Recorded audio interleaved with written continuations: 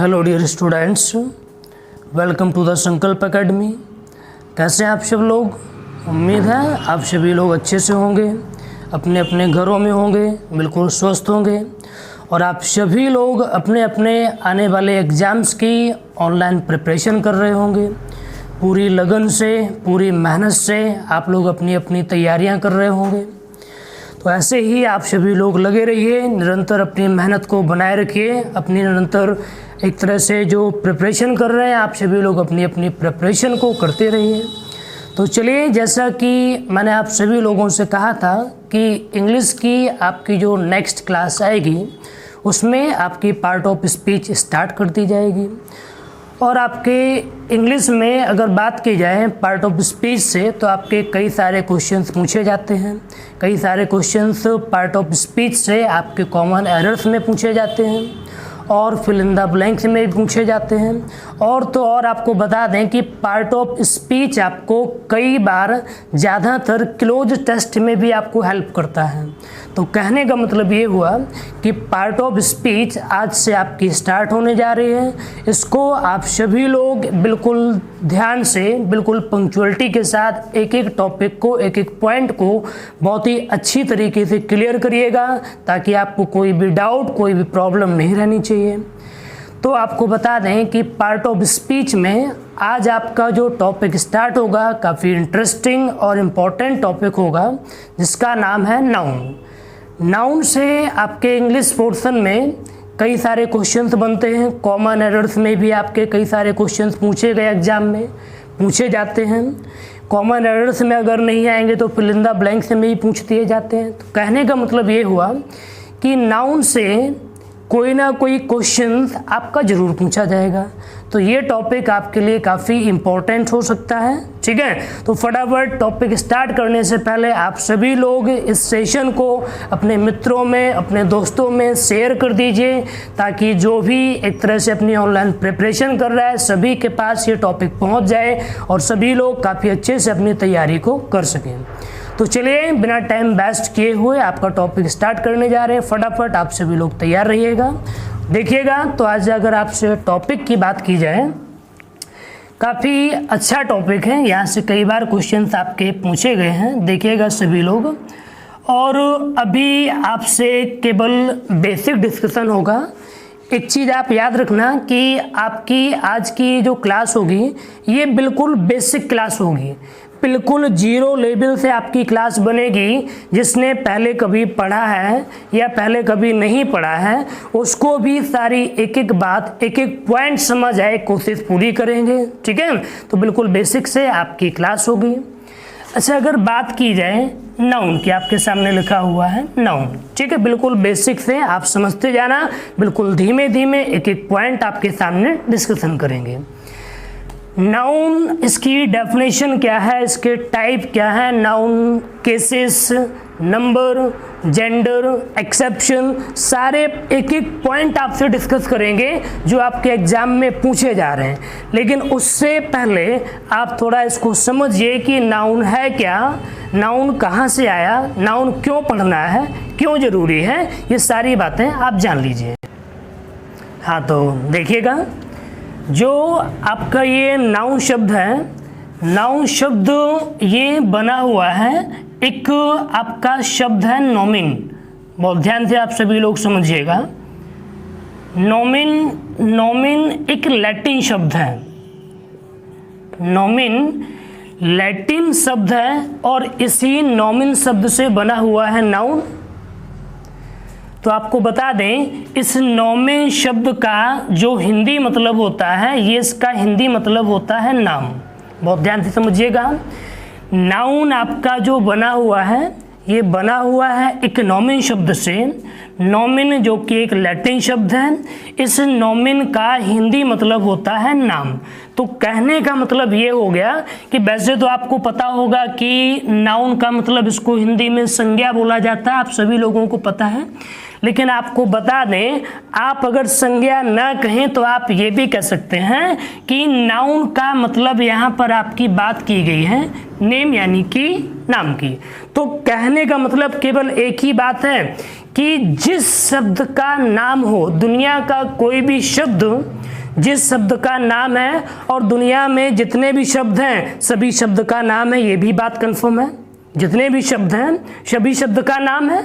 और आप याद रखना कि जिस शब्द का नाम है, अब नाम आप कोई भी कह दो, आप कह दो पेन एक नाम है, ये आप कह दो ऑनेस्टी ईमानदारी एक नाम है, ये आप कुछ भी कह लीजिए, राम श्याम मोहन, हर एक चीज एक नाउन है आपकी। तो आप याद रखना कि नाउन का मतलब होता है नाम से, और दुनिया में जितने भी शब्द हैं, जितनी भी चीजें हैं, और जिन चीजों का नाम है वो सारी चीजें आपकी नाउन बनेगी। तो कहने का मतलब सिंपल भाषा में अगर आप इसको कहें तो आप ये कह सकते हैं कि नेमिंग वर्ड्स, यानी कि जो नेमिंग वर्ड्स होते हैं उन्हीं को नाउन बोला जाता है। बिल्कुल सिंपल भाषा में डेफिनेशन आप समझ जाइए, naming words it's called noun. बचपन में आप सभी लोगों ने किताबों में नाउन की डेफिनेशन रटी होगी, आपको याद भी होगी, आपने पढ़ा होगा कि noun is the name of person place of anything. सही है ना ये। लेकिन अब आपको इतनी लंबी डेफिनेशन नहीं रटनी है, सीधा सा दो शब्द आप याद रखिए कि जो नेमिंग वर्ड्स होते हैं उसी को नाउन कहते हैं। बस बात खत्म होगी, पूरी डेफिनेशन आपकी इन्हीं दो शब्दों में क्लियर हो जाएगी। Naming words is called noun हो गया। तो यहाँ पर आप ये तो समझ गए कि नाउन आपका कहाँ से आया है, कैसे बना है, क्या इसका मतलब है, ये छोटी सी बात आपको क्लियर हो गई होगी। अच्छा, इसी में अब हम थोड़ा सा आगे समझें तो आप ध्यान दीजिएगा। जैसे कि ये भी कहा जाता है, अगर आपको बताएं कि नाउन में जिस चीज को आप देख सकते हैं, ठीक है, या आप जिसको टच कर सकते हैं, ठीक, या कह लो आप जिसको फील करें, थिंक करें, ये तो कहने का मतलब बात तो वही हो गई, जिसको आप देखेंगे उसका भी कोई ना कोई नाम होगा। आप मुझे देख रहे हैं, मेरा भी नाम है, या आपको दिखाई पड़ रहा है पेन, इसका भी एक नाम है। तो कहने का मतलब ये हुआ, जिस चीज को आप देखेंगे उसका भी कोई ना कोई नाम होगा, जिस चीज को आप टच करेंगे उसका भी कोई ना कोई नाम होगा। कोई वस्तु को आप टच करेंगे, किसी एनिमल को आप टच करेंगे, किसी भी वस्तु या पर्सन को आप टच करेंगे, भाई इस बोर्ड को टच कर रहे हैं तो ये क्या है, इसका नाम है ना बोर्ड। तो ये भी आप जिसको टच करेंगे उसका भी कोई ना कोई नाम होगा।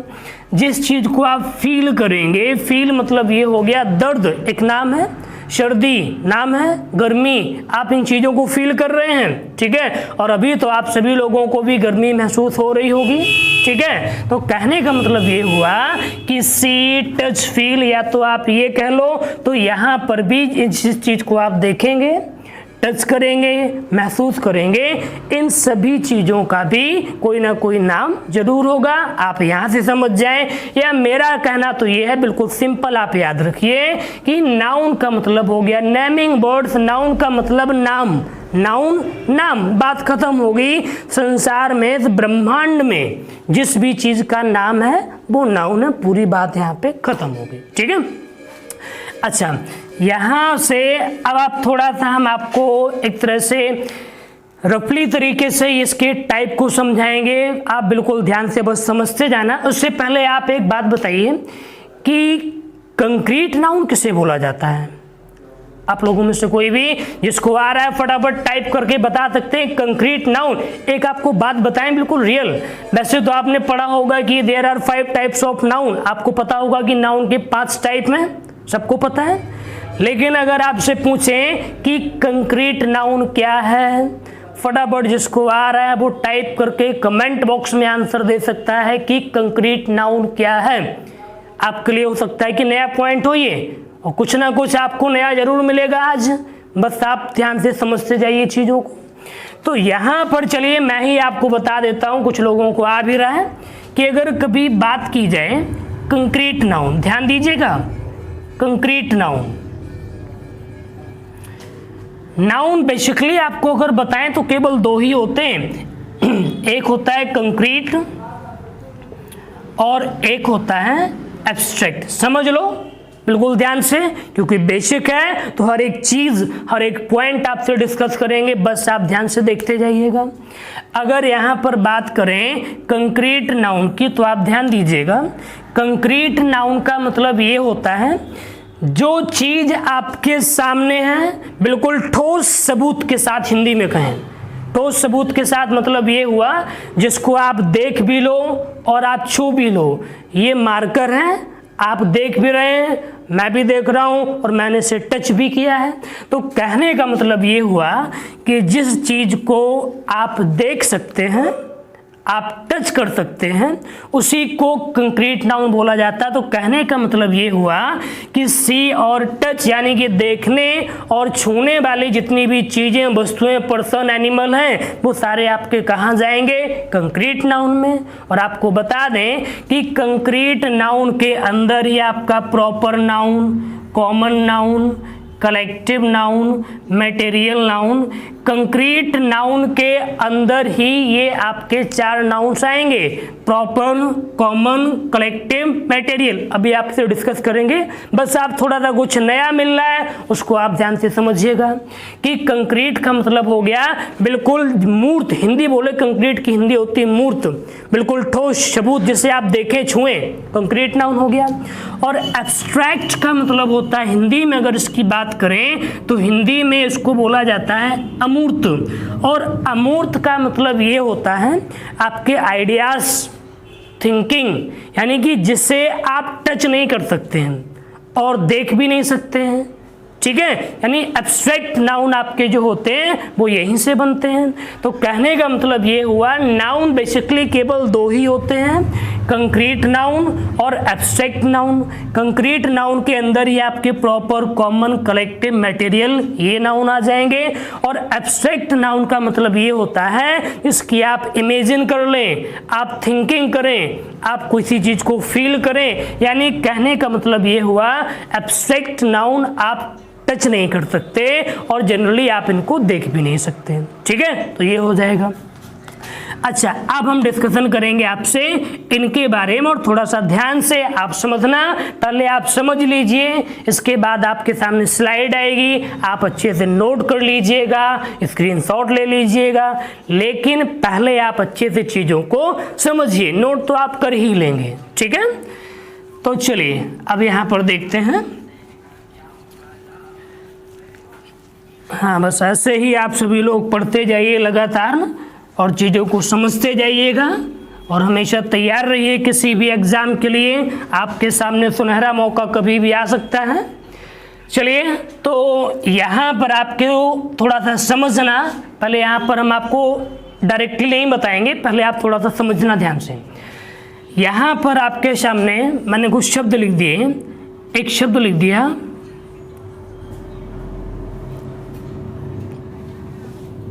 राम, दूसरा शब्द यहाँ पे नोट कर दिया मोहन, एक शब्द हो गया राम और सेकंड शब्द आपके सामने हो गया मोहन। अच्छा, नेक्स्ट यहाँ पर और लिख दिए मैंने 2, एक लिख दिया यहाँ पे गीता, दूसरा यहाँ पे नोट कर दिया रेखा। समझना केवल आप ध्यान से कि आप ये जो टाइप्स ऑफ नाउन रटते होंगे आपको रटने नहीं पड़ेंगे बिल्कुल भी। अच्छा, यहाँ पे लिखा हुआ है राम, फिर लिखा हुआ है मोहन, यहाँ पर सेकंड नेक्स्ट है आपके सामने गीता और ये लिखा हुआ है रेखा। अब आप ये देखना कि मोहन किसी एक पर्टिकुलर, किसी एक स्पेसिफिक व्यक्ति का नाम होगा, एक कोई खास आदमी होगा। मोहन भी एक अपने आप में पर्टिकुलर व्यक्ति होगा, समझना। गीता ये भी अपने आप में एक पर्टिकुलर लड़की होगी, अलग नाम होगा, गीता जी अलग होंगी। और रेखा ये भी अपने आप में एक अलग पर्सन होगी। तो कहने का मतलब ये हुआ जब कोई चीज पर्टिकुलर हो जाती है उसी को बोला जाता है प्रॉपर नाउन। समझना ध्यान से कि जब कोई चीज पर्टिकुलर हो जाए, पर्टिकुलर या आप कह लो कि विशेष हो जाए, केवल वही एक खास, उसी को बोला जाता है प्रॉपर नाउन। अच्छा, आप ध्यान देना, आप ये बताओ, यहाँ पर एक व्यक्ति का नाम राम है, दूसरे व्यक्ति का नाम मोहन लिखा है। राम और मोहन दोनों में कॉमन चीज क्या है? फटाफट। तो आप कहोगे कि इन दोनों में कॉमन चीज ये है कि ये दोनों लड़के हैं। बात सही है ना? ये बिल्कुल सही बात है। राम भी एक लड़का है और मोहन भी एक लड़का है। लड़का कह लो या आप आदमी कह लो, मैन भी आप कह सकते हैं। ठीक है। इसके बाद आप यहाँ आए, आपने देखा कि गीता एक लड़की है, रेखा ये भी एक लड़की है। तो आप अब यहाँ पर ये बताइए कि गीता और रेखा इन दोनों में कॉमन चीज क्या है? बताओ। तो गीता और रेखा दोनों में कॉमन चीज ये है कि ये दोनों लड़की हैं। समझते जाइएगा बिल्कुल ध्यान से।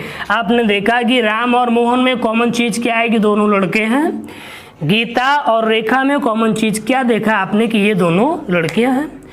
तो जो चीज कॉमन होती है वही तो कॉमन नाउन होता है। बताओ, गलत तो नहीं कह रहे?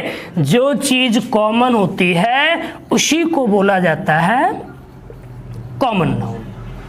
ठीक है। प्रॉपर मतलब पर्टिकुलर, जो विशेष हो जाए। कॉमन मतलब जो चीज कॉमन हो जाए, सामान्य, कम्युनिटी, पूरी कास्ट के बारे में बताए, वो आपका कॉमन नाउन हो गया। अच्छा समझना ध्यान से। जैसे मैंने बोला यहाँ पर कि इन दो लड़कों में एक लड़का मान लीजिए खिलाड़ी है, एक लड़का खिलाड़ी है और दूसरा लड़का मैंने यहाँ पे क्या दिया, ये जज है। एक लड़का यहाँ पर जो आपके सामने लिखा हुआ है, ये यहाँ पर लिख दिया गया है कि ये राम जो है ये एक खिलाड़ी है, और लिखा हुआ है जो मोहन, मोहन क्या है? मोहन एक जज है। ठीक है। अब आप ध्यान से समझना कि जो प्लेयर होंगे इनका ग्रुप अलग होगा, है ना भाई? प्लेयर की टीम अलग होगी और जो जज होंगे ये दोनों, इनका जो ग्रुप होगा, टीम होगी, वो अलग होगी। तो जो प्लेयर की जो ग्रुप होता है उसको आप क्या कहेंगे? टीम। उसको आप क्या कहेंगे? उसको आप बोलेंगे टीम। और जो जज होगा, इस जज के ग्रुप को आप क्या बोलेंगे? जज के ग्रुप को आप कहेंगे कि जज के ग्रुप को बोला जाता है ज्यूरी। बिल्कुल सही बात है। प्लेयर के ग्रुप को आप कहेंगे टीम और जज के ग्रुप को आप क्या कहेंगे? ज्यूरी। तो कहने का मतलब ये हुआ कि जब इन लड़कों का अलग अलग ग्रुप हो गया, यानी राम किस में जाएगा? टीम में, और मोहन किस में चला गया? ज्यूरी में। तो ये दोनों आपकी टीम और ज्यूरी, ये दोनों हो गए आपके कलेक्टिव नाउन। क्या हो गए? कलेक्टिव नाउन हो गए। तो आप कहेंगे टीम और ज्यूरी, ये आपके दोनों क्या हो जाएंगे? कलेक्टिव नाउन हो जाएंगे। बस आप समझते जाइएगा, टीम और ज्यूरी ये हो गए आपके कलेक्टिव नाउन। अच्छा, अगर ज्यूरी है, ये जज है, तो जज किसी ना किसी चेयर पर बैठे होंगे, है ना? जज किसी ना किसी चेयर पर बैठे होंगे। अब ये चेयर हो सकता है कि ये चेयर आपकी वुड यानी कि लकड़ी की बनी हो। ठीक है। हो सकता है कि ये चेयर प्लास्टिक की बनी हो सकता है कि ये चेयर आयरन कहो लोहे की बनी हुई हो। तो कहने का मतलब ये हुआ, ये जज जब किसी चेयर पर बैठा तो ये चेयर किसी ना किसी मेटल की, किसी ना किसी धातु की जरूर बनी होगी, लोहे की, लकड़ी की, प्लास्टिक की, यानी कि कोई ना कोई फर्नीचर हो सकता है। तो कहने का मतलब ये हुआ कि आपकी जो ये वुड है, प्लास्टिक है, आयरन है, और भी आप कोई भी सब्सटेंस या मटेरियल ले लीजिए, तो याद रखना ये सभी आपके कहाँ चले जाएंगे? ये चले जाएंगे आपके मटेरियल नाउन में। तो कहने का मतलब ये हुआ, आप इन कंक्रीट नाउन को बड़े अच्छे से कनेक्ट करिए। एक बार फिर से आप मेरे साथ सभी लोग देखिएगा।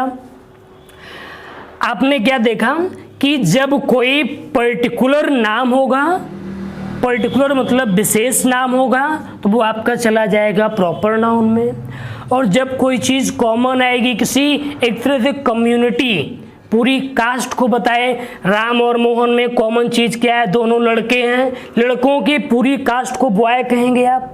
लड़कियों की पूरी कास्ट को हम गर्ल कहेंगे, तो ये आपकी कॉमन चीज होगी ना, तो ये आपका कॉमन नाउन हो गया। इसके बाद आपने देखा कि राम एक खिलाड़ी है, तो इसकी अलग ग्रुप होगा यानी कि टीम होगा। मोहन एक जज है, इसका ग्रुप अलग होगा यानी कि ज्यूरी होगा। तो यानी कि जो हमारे ग्रुप बनते हैं उनको बोला जाता है collective noun.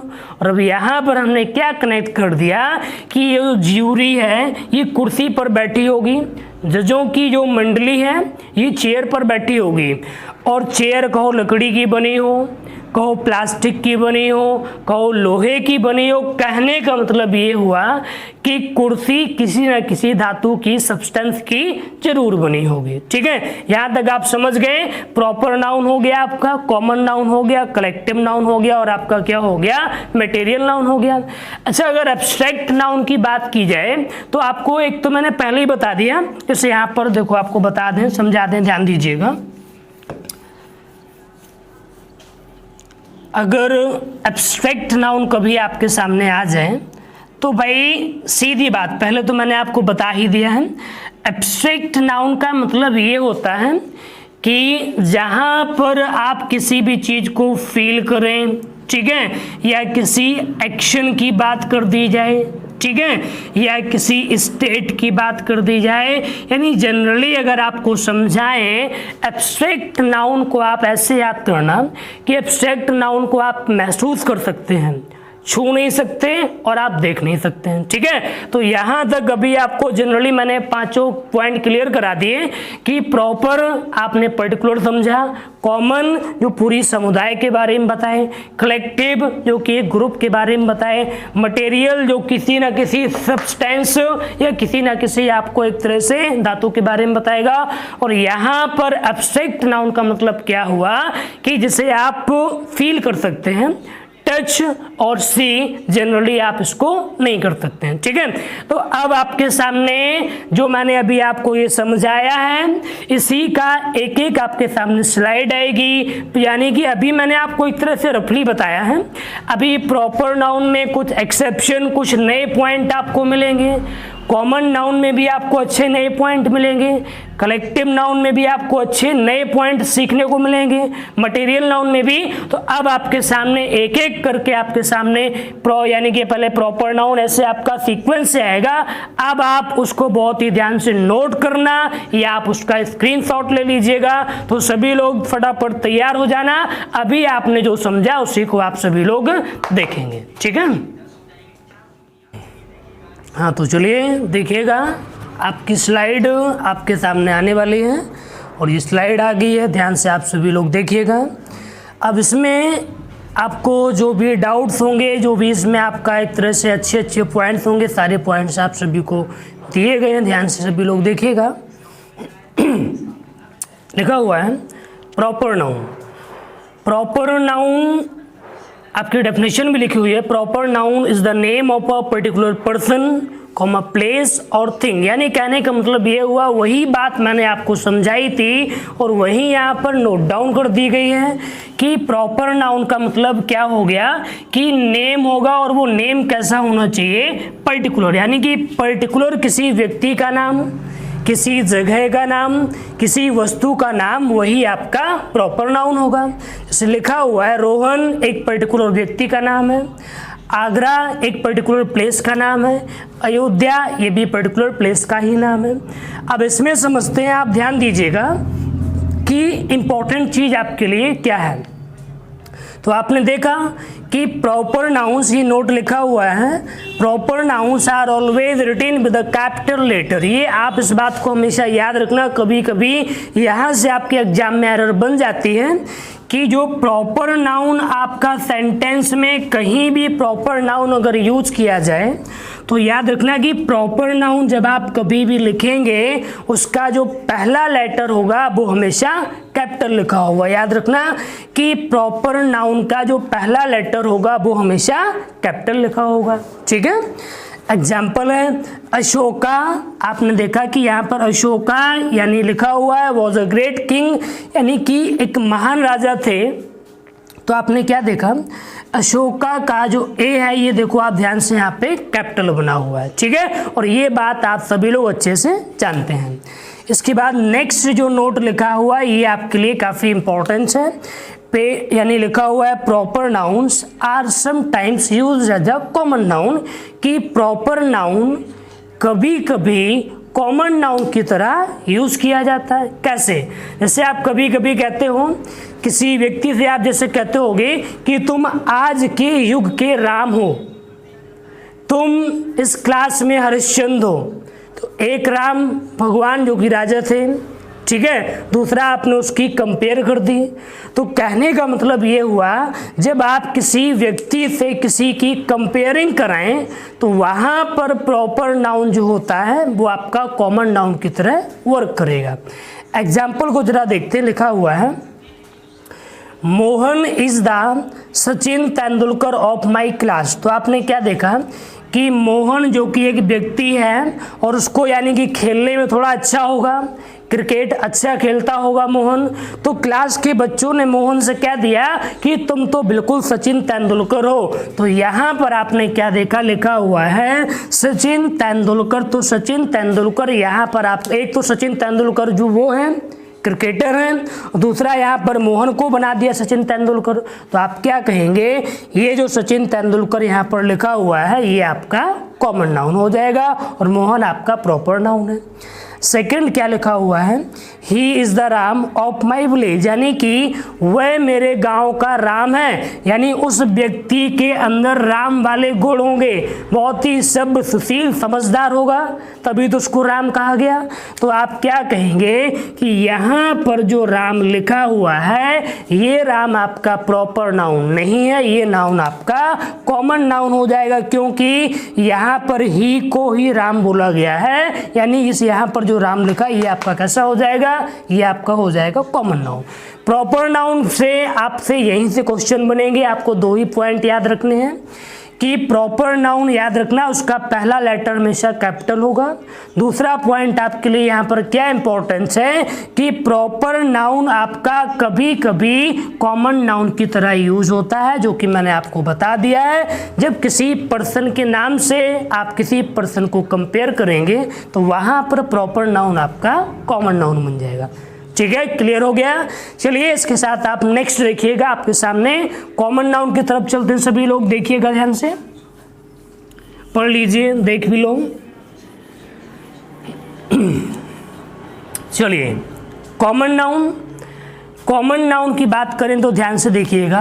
Common noun is non specific person, place, thing, it describes community और कास्ट। मतलब बात ये की गई है कि यहाँ पर लिखा हुआ नॉन स्पेसिफिक का मतलब ये हो गया कि प्रॉपर नाउन में किसी महत्वपूर्ण, किसी पर्टिकुलर व्यक्ति की बात होती है, और कॉमन नाउन में किसी महत्वपूर्ण, किसी खास व्यक्ति की बात नहीं, ये सबके बारे में बताएगा, पूरी कम्युनिटी, पूरी कास्ट के बारे में बताएगा ये। ठीक है, आप समझ जाना ध्यान से, बस याद रखना कॉमन नाउन का मतलब कम्युनिटी और कास्ट से हो जाएगा। लिखा हुआ है लड़के, यानी आप किसी भी लड़के का नाम कर दो, राम, श्याम, कुछ भी नाम आप कर दीजिए, उनकी पूरी कास्ट को बॉय कहेंगे आप। ठीक है, सिटी, किसी भी शहर का, कितने भी शहर होंगे उनका जो एक तरह से कास्ट होगी आप शहर ही कहोगे, कार भी हो गई आपकी। ठीक है, अब इसमें आप ध्यान से ये देखना कि कॉमन नाउन में नोट करने लायक बात क्या है।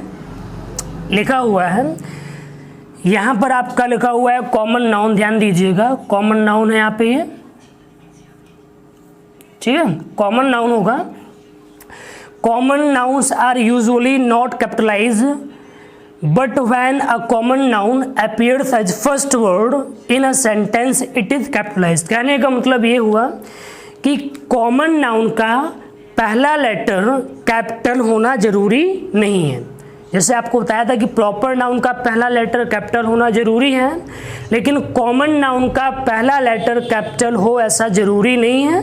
लेकिन दूसरी बात यहाँ पर क्या बोली गई है कि जब कॉमन नाउन से सेंटेंस की शुरुआत की जाए, जब कॉमन नाउन से सेंटेंस की शुरुआत की जाए तो ऐसी कंडीशन में कॉमन नाउन का पहला लेटर कैपिटल ही होना चाहिए। ठीक है, एग्जाम्पल है my sister and her friend. तो आपने यहाँ पर क्या देखा, सिस्टर एक कॉमन नाउन है, फ्रेंड एक कॉमन नाउन है, तो आपने क्या देखा, सिस्टर का एस देखो कैपिटल नहीं है, फ्रेंड का एफ देखो कैपिटल नहीं है, तो यहां पर कहने का मतलब क्या हो गया, ये दोनों कॉमन नाउन है लेकिन इनका पहला लेटर कैपिटल नहीं है। ठीक है, plan to ride their bikes to the movies, मतलब बात की गई है मेरी बहन ने और उसके फ्रेंड ने प्लान बनाया है कि बाइक से जाएंगे मूवी देखने के लिए। सेकेंड क्वेश्चन में ध्यान से समझना, आपको क्या बोला था कि जब सेंटेंस की शुरुआत अगर कॉमन नाउन से की जाए तो कॉमन नाउन का पहला लेटर कैपिटल होगा। तो आपने क्या देखा, सिटीज लिखा हुआ है, देखो आप ध्यान से कि सिटीज का जो सी है ये आपका कैपिटल लेटर में लिखा हुआ है। तो आप ध्यान दीजिएगा कि जब सेंटेंस की शुरुआत कॉमन नाउन से होगी तो लेटर उसका कैपिटल होगा, और अगर कहीं बीच में आएंगे तो वो आपके कैसे हो जाएंगे, स्मॉल बनेंगे। ठीक है, कॉमन नाउन में इतनी ही बात है, कुछ उसमें ज्यादा सा स्पेशल नहीं है। चलिए नेक्स्ट आपके सामने जो आने वाला है कलेक्टिव नाउन, उसको आप सभी लोग बहुत ही ध्यान से समझना, वहां से आपके एग्जाम में कई बार क्वेश्चंस पूछे गए हैं। ठीक है, चलिए चलते हैं कलेक्टिव नाउन की तरफ, देखिएगा ध्यान से सभी लोग, कलेक्टिव नाउन की तरफ चलिएगा, देखना ध्यान से। यहां से आपके पेपर में कई बार कई सारे क्वेश्चंस पूछे गए हैं, ये आपके लिए काफ़ी बेहद ज़्यादा इंपॉर्टेंट हो सकता है। एक बार आप सभी लोग इसको ध्यान से, अगर आपको दिखाई दे रहा है, आप सभी लोग इसको पढ़ लीजिए। कलेक्टिव नाउन आपके लिए काफ़ी इंपॉर्टेंट है, ध्यान रखिएगा। चलिए समझते हैं इसको।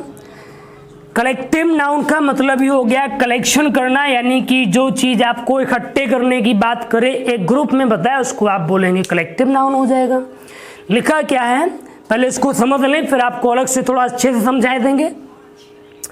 Collective noun, it is the name of a group और कलेक्शन, बिल्कुल साफ बात बताई गई है। अगर किसी ग्रुप का नाम दिया जाए या किसी कलेक्शन का नाम दिया जाए तो उसको बोला जाता है कलेक्टिव नाउन।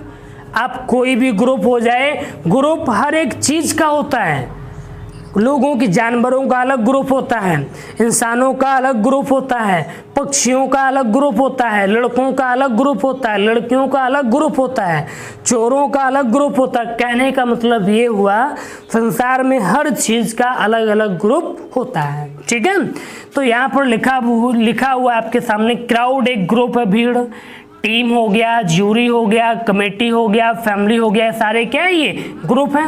अच्छा एक आप बताइएगा, यहाँ पर जैसे लिख दें, आप बताना फ्लॉक क्या होता है, पक्षियों का ग्रुप, और फ्लाइट क्या होता है। आप एक बात बताइए कि फ्लॉक और फ्लाइट में अंतर क्या है, और ये दोनों ही आपके ग्रुप ऑफ बर्ड हैं, पक्षियों के ग्रुप हैं। बताइए फटाफट जल्दी कि फ्लॉक किस ग्रुप को कहते हैं और फ्लाइट आप किस ग्रुप को कहेंगे। पेपर में भी यहाँ से क्वेश्चन आपका आ चुका है, ध्यान रखिएगा।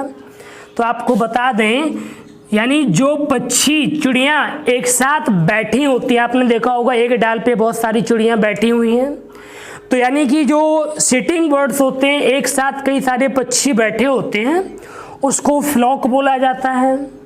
ठीक है, और दूसरी चीज आप ये याद रखना कि जब कई सारे पक्षी एक साथ आसमान में उड़ते हैं, आपने देखा होगा कि कई सारे पक्षी आसमान में एक साथ ग्रुप में उड़ते हैं, फ्लाइंग करते हैं, तो याद रखना जब पक्षी साथ में उड़ते हैं यानी कि फ्लाई करते हैं तो उसको बोला जाता है फ्लाइट, और जब कई सारे पक्षी एक साथ बैठे होते हैं यानी कि जब वो सिट होते हैं तो उसको बोला जाता है फ्लॉक। उड़ते हुए पक्षियों का ग्रुप आप कहेंगे फ्लाइट, बैठे हुए पक्षियों का ग्रुप आप कहेंगे फ्लॉक हो जाएगा। ठीक है, समझना। नेक्स्ट यहाँ पे दिया है नोट, ये आपके लिए काफ़ी इंपॉर्टेंट होगा, इसको आप सभी लोग ध्यान से समझिएगा।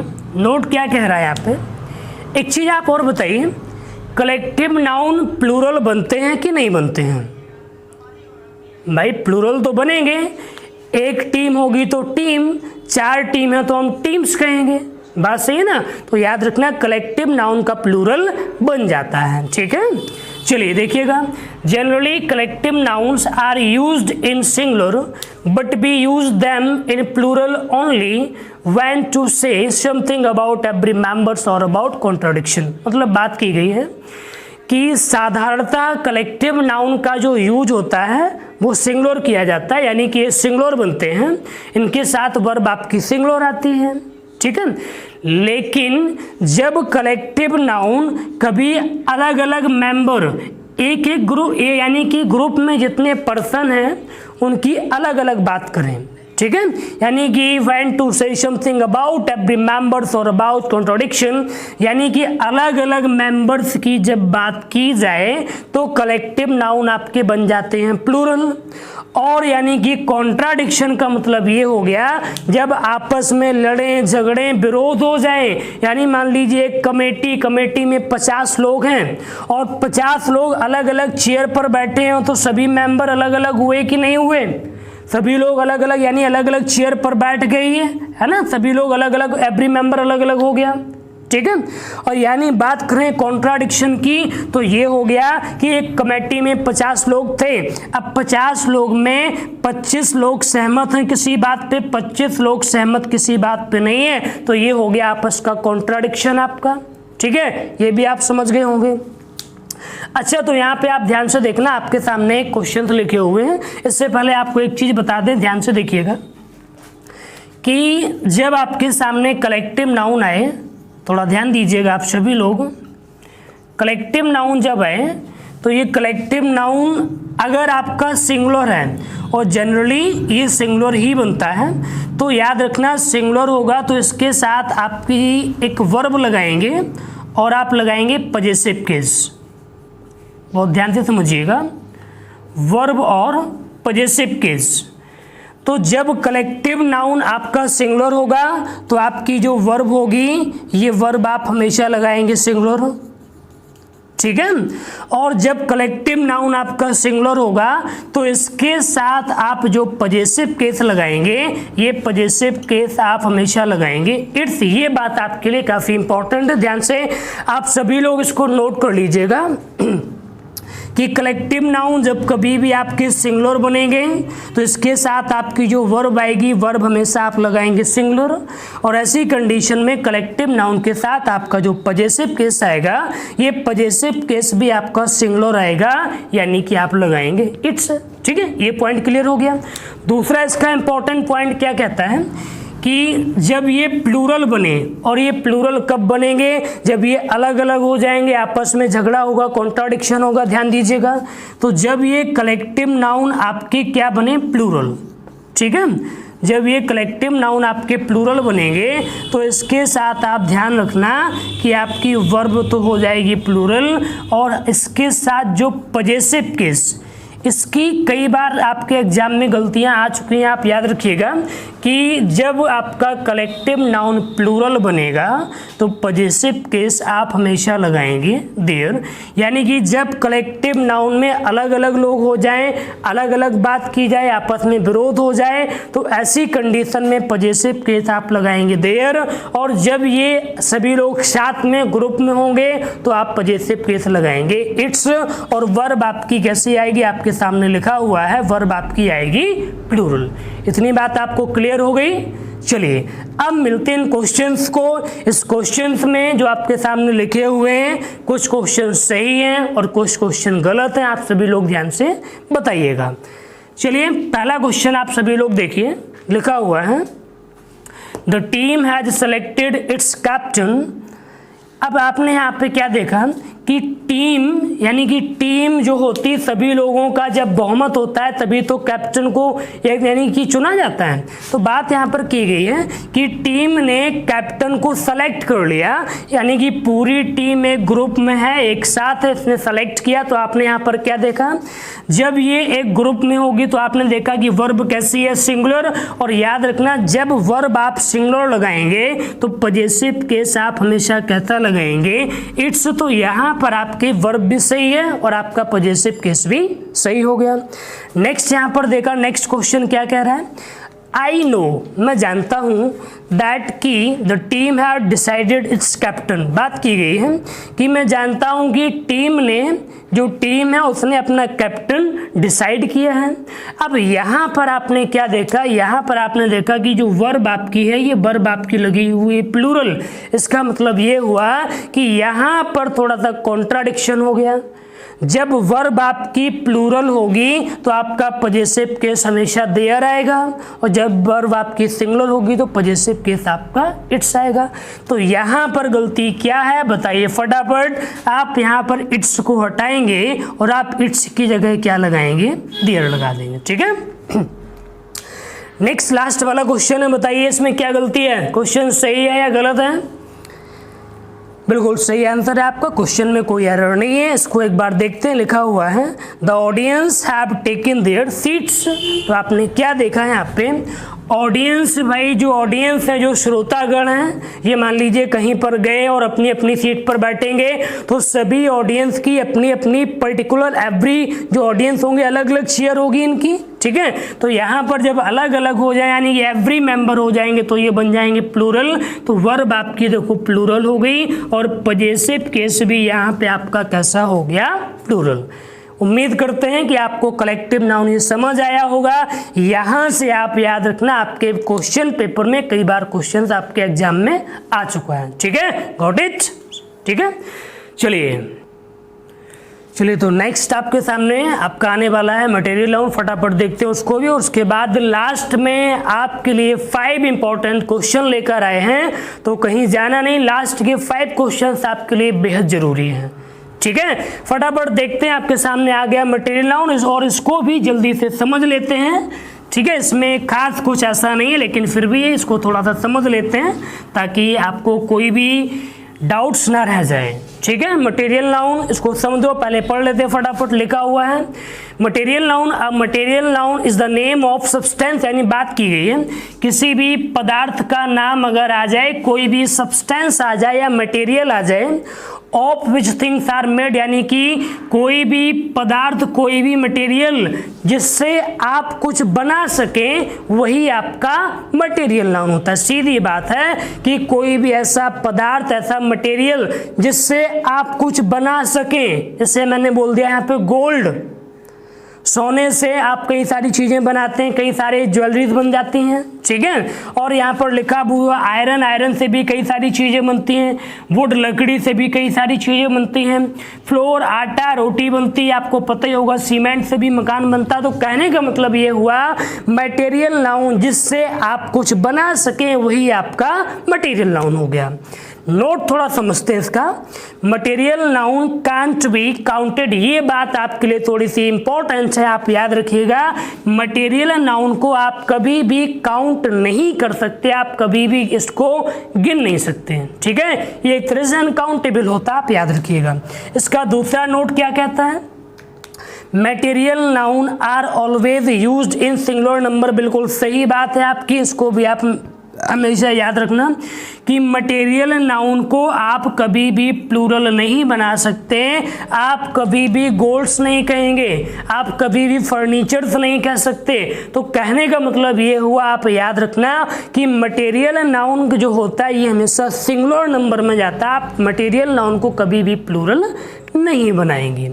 नेक्स्ट नोट आपका क्या कहता है, generally articles are not used before material noun, बिल्कुल सही यहाँ पे कि साधारणतः आप मटेरियल नाउन के पहले आर्टिकल नहीं लगाते हैं, लेकिन कभी कभी आर्टिकल द आपका लग जाता है, लेकिन साधारण एक जनरल केस में मटेरियल नाउन के पहले आर्टिकल नहीं लगाएंगे, बाकी इसमें लगा दिया जाता है, ठीक है। फटाफट इसके दोनों एग्जाम्पल देख लेते, बस आप याद रखना इसके ये तीनों नोट आप थोड़ा ध्यान से पढ़ लेना या इसको नोट कर लेना, ठीक है। एग्जाम्पल क्या कहता है, He got his furniture made of teak wood, यानी कि बात की गई है उसने जो फर्नीचर बनवाया है, गॉट किया है, वो किसका बना हुआ है, टीक वुड।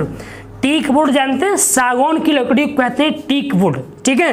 तो यहाँ आपने क्या देखा, यहाँ पर लिखा हुआ है वुड, जो कि एक मटेरियल नाउन हो जाएगा आपका। नेक्स्ट एग्जाम्पल है the chair is made of would, यानी बात की गई है जो कुर्सी है ये किसकी बनी हुई है, ये भी यहाँ पर कुर्सी बनी हुई है, लकड़ी यानी कि वुड की बनी हुई है, ठीक है। चलिए फटाफट लास्ट वाला और देखते हैं, आप सभी लोग ध्यान से देखिएगा, इसके बाद आपके 5 इंपॉर्टेंट क्वेश्चन है आपके लिए। लिखा हुआ है एब्स्ट्रैक्ट नाउन आपके सामने आ गया है और इसको भी ध्यान से आप सभी लोग देख लीजिए। हाँ, तो लिखा हुआ है, क्या कह रहा है, an abstract noun is the name of यहाँ पर of abstract things, action, quality, state और आर्ट। ठीक है, कहने का मतलब यहाँ पे ये हुआ कि आप कोई भी एक्शन करते हैं, यानी कि चोरी हो गया, निर्णय हो गया, हंसना हो गया, रोना हो गया, ये एक्शन है, तो ये एक्शन भी आपके एब्स्ट्रैक्ट नाउन में जाते हैं। याद रखना कि एयरफोर्स वगैरह में आपका नाउन पहचानने के लिए पूछा जाता है, इसलिए एयरफोर्स वाले स्टूडेंट इन पांचों जो टाइप्स ऑफ नाउन है उसको बहुत ही अच्छे से समझना, कोई ना कोई नाउन आपके पेपर में जरूर पूछा जाएगा। क्वालिटी की बात की जाए तो क्वालिटी तो आप खुद ही जानते हैं, अच्छाई, बुराई, ईमानदारी, बेईमानी, गद्दारी, है ना, तो आप सभी लोग जानते, लिखा भी है यहाँ पे।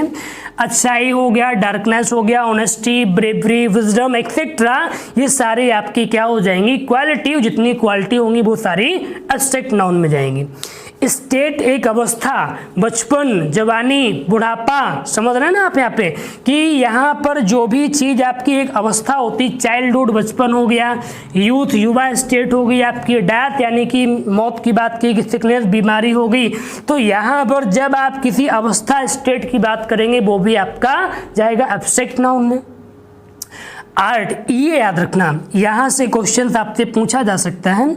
आर्ट या कोई इवेंट, कोई भी सब्जेक्ट आ, जैसे आपसे पूछा जाए मैथमेटिक्स कौन सा नाउन है, ग्रामर इंग्लिश कौन सा नाउन है, फिजिक्स कौन सा नाउन है, केमिस्ट्री कौन सा नाउन है, म्यूजिक कौन सा नाउन है, तो आप याद रखना आपके जितने भी मैंने ये बताए हैं, mathematics, grammar, physics, chemistry, music, ये सारे नाउन्स आपके कौन से नाउन हो जाएंगे, एब्स्ट्रैक्ट नाउन हो जाएंगे। गॉट इट, समझ रहे हैं आप बात को। तो यहाँ पर आपके जो आर्ट होंगे ये भी आपके एब्स्ट्रैक्ट नाउन में जाएंगे। इसका भी एक छोटा सा नोट लगा हुआ है, देखिए ध्यान से नोट क्या कह रहा है। Generally abstract nouns are used singular, याद रखना कि जो एब्स्ट्रैक्ट नाउन्स होते हैं साधारणतः ये हमेशा आपके सिंगुलर यूज किए जाते हैं, इनको भी आप प्लूरल नहीं बना सकते हैं, जनरली बात यहाँ पे आपको बताई गई है।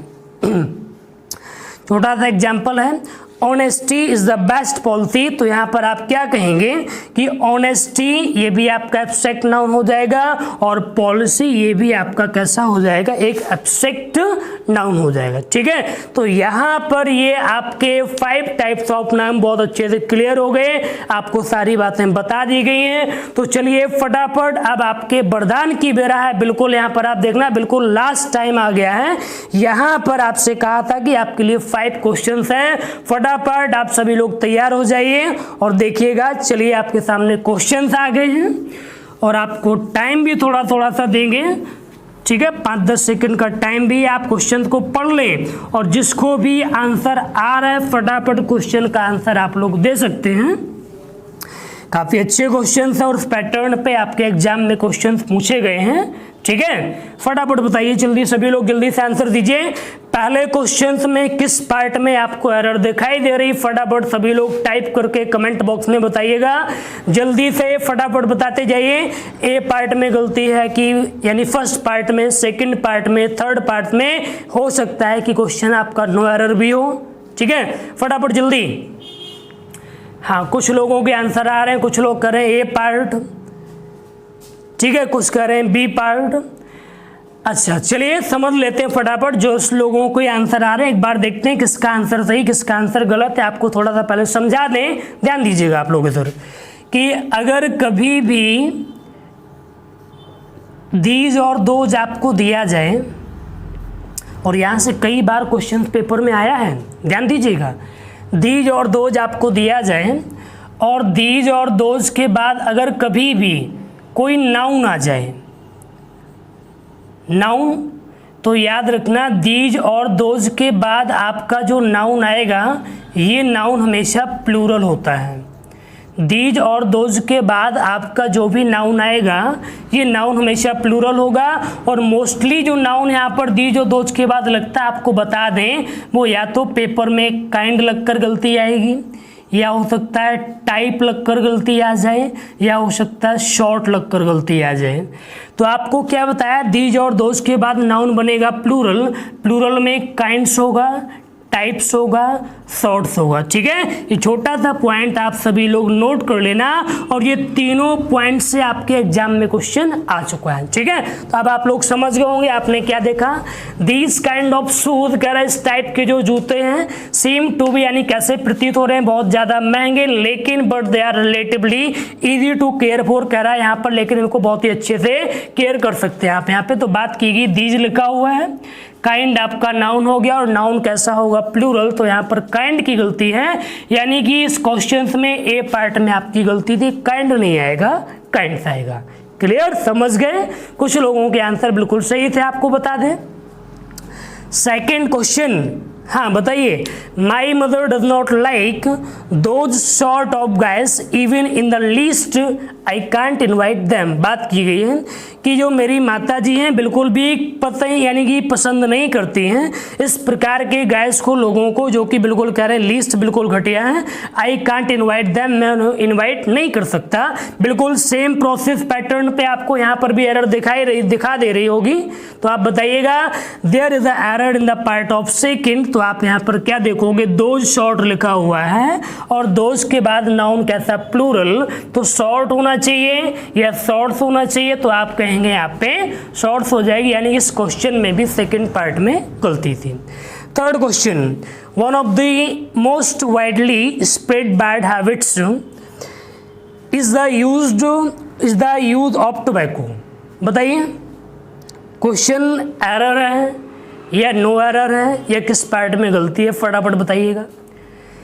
ये आपको पहले भी मैं आपको पढ़ा चुका हूँ, ये रूल जब आप लोगों को सब्जेक्ट वर्ब एग्रीमेंट पढ़ाया था तब आपको ये रूल मैंने पढ़ाया था, फिर भी आपको एक बार से रिवाइज करा दें। तो आप ध्यान रखना कि अगर कभी भी क्वेश्चन में वन ऑफ आ जाए तो याद रखना कि वन ऑफ के बाद आप कभी भी जो नाउन या प्रोनाउन यूज किया जाए, आपको पहले भी मैंने बताया था कि वन ऑफ के बाद जो भी नाउन या प्रोनाउन, अभी आप नाउन पढ़ रहे हैं तो आप याद रखना कि वन ऑफ के बाद जो नाउन आता है वो हमेशा कैसा आता है, प्लूरल। ठीक है, नाउन हमेशा प्लूरल होता है और वर्ब हमेशा सिंगुलर होती है। तो आपने देखो यहाँ पर नाउन कहाँ पर है, one of the most widely spread bad habits, यानी कि गंदी आदतें। तो यहाँ पर आप देखोगे कि हैबिट्स लिखा हुआ है, हैबिट्स ये आपका एक नाउन है, और नाउन होना कैसा चाहिए, प्लूरल। तो प्लूरल हैबिट्स पहले से ही लिखा हुआ है, अगर यहाँ पर हैबिट होता तो ये गलत हो जाता, यानी कि थर्ड वाले क्वेश्चन में कोई भी गलती नहीं है, there is no error in this sentence. ठीक है, चलिए इसी के साथ फटाफट आपके दो क्वेश्चन और उनको भी देखिएगा, पढ़ लो आप लोग, अच्छे क्वेश्चन है ये दोनों लास्ट के, और ध्यान से आंसर देना पढ़ करके। चलिए बताइए, क्वेश्चन नंबर 4 में किस पार्ट में गलती है, फटाफट सभी लोग बताइए। चलिए देखते हैं जरा, क्वेश्चन लिखा हुआ है 4 number, you could not stop laughing, करा कि तुम यानी कि अपनी हंसी को नहीं रोक सकते थे या नहीं रोक सके, वाइल द टीम, बात देखो टीम, तो थोड़ा दिमाग लगाओ, टीम मतलब कलेक्टिव नाउन की कोई गलती मिल सकती है, आपको उम्मीद है रखनी चाहिए। द टीम वॉज स्क्वैबलिंग का मतलब होता है झगड़ रही है आपस में, लाइक चिल्ड्रन कैसे, बिल्कुल बच्चों की तरह, ओवर समथिंग ट्रिवियल यानी कि बिल्कुल छोटी छोटी बातों पर। ठीक है, तो आपने एक बात बताओ, मैंने क्या बताया था, स्क्वैबलिंग का मतलब हो गया झगड़ा, झगड़ा मतलब हो गया कॉन्ट्राडिक्शन, आपस में झगड़ रहे हैं, सब अलग अलग हो गए, और जब यानी कि कलेक्टिव नाउन कॉन्ट्राडिक्ट हो जाएं, अलग अलग हो जाएं, झगड़ा हो जाए, आपस में सहमति ना हो, तो ऐसी कंडीशन में ये हो जाते हैं प्लूरल। तो आप इसके साथ वर्ब कैसी लगाएंगे, प्लूरल, यानी ये गलती थी आपकी यहाँ पे सेकंड पार्ट में, वॉच की जगह आप क्या लगाएंगे, वर्ब लगाएंगे। काफी अच्छा क्वेश्चन, याद रखिएगा, यहाँ पर आप लगाएंगे वर्ब। लास्ट वाला क्वेश्चन है, the sound of a gun shot scattered the flock of birds. चलिए बताओ फटाफट इसमें किस पार्ट में आपको गलती दिखाई दे रही है, जल्दी बताइए सभी लोग, काफी इजी क्वेश्चन है और आपको समझा भी चुके हैं, बता भी दिया है, फटाफट बताइए किस पार्ट में गलती आपको दिखाई पड़ रही है। अच्छा, कुछ लोगों के आंसर आ रहे हैं, बिल्कुल सही भी आ रहे हैं, आपको बता दें, आपको कुछ लोगों के आंसर बिल्कुल सही है, कुछ लोग कह रहे हैं यहाँ पे कि यानी कि 4 पार्ट में गलती है और यहाँ पे फ्लॉक में कुछ उनको गड़बड़ लग रहा है। अच्छा, जैसा कि हाँ बिल्कुल सही आप कह रहे हैं, यहाँ पर फ्लाइट कर दीजिए, सही आंसर है आपका। The sound of gun shot, यानी बात की गई कि बंदूक के चलने की आवाज आई, और जब आवाज आई स्कैटर्ड मतलब हो गए बिखर गए, यानी जो पक्षी थे बंदूक की आवाज आई पक्षी सारे उड़ गए। और आपको मैंने क्या बताया था, जब पक्षी साथ में उड़ते हैं तो उसके ग्रुप को हम क्या कहते हैं, फ्लॉक या फ्लाइट क्या कहेंगे, फ्लाइट बताया था आपको। उड़ते हुए पक्षी फ्लाइट और बैठे हुए पक्षी फ्लॉक, तो यहां पर गलती क्या थी, यानी फ्लॉक की जगह आप क्या कहेंगे, हो जाएगा आपका फ्लाइट। ठीक है, तो ये 5 क्वेश्चंस आपके क्लियर हो गए, काफी अच्छे क्वेश्चंस थे। और आज मैंने आपसे नाउन में काफी बेसिक डिस्कशन किया जो आपके लिए काफी हेल्पफुल और यूजफुल दोनों हो सकता है। ठीक है, इस बेसिक क्लास को अच्छे से आप कवर कर लीजिएगा, और अब आपकी जो नेक्स्ट क्लास आएगी उसमें आपसे नाउन केस, जेंडर और आपके जो भी नाउन के इंपॉर्टेंट रूल्स होंगे आपसे डिस्कस करेंगे। आप सभी लोग अपनी कंटिन्यूटी को बनाए रखिएगा।